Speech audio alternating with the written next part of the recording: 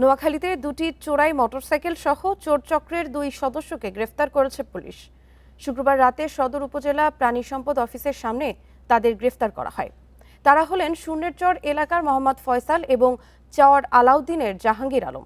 তাদের আজ আদালতে তোলার কথা রয়েছে। পুলিশ জানিয়েছে, গত 12 জুলাই রাতে পুরাতন বাসস্ট্যান্ড এলাকা থেকে একটি মোটরসাইকেল চুরি হয়। এর 2 মাস আগে সোনাপুর এলাকা থেকে আরও একটি মোটরসাইকেল চুরি করে চোর চক্র। শুক্রবার মোটরসাইকেলটি ফেরত দেওয়ার কথা বলে বিকাশ নম্বরে 10,000 টাকা হাতিয়ে নেয় ফয়সাল।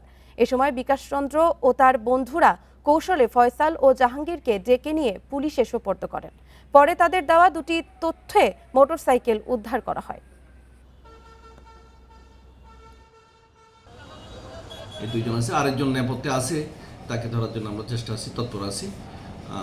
আশা করি সফল হবো। তারা কিন্তু একটা চোর চক্র, তাদের এই নিয়মিত তারা মোটরসাইকেল চুরি করে থাকে।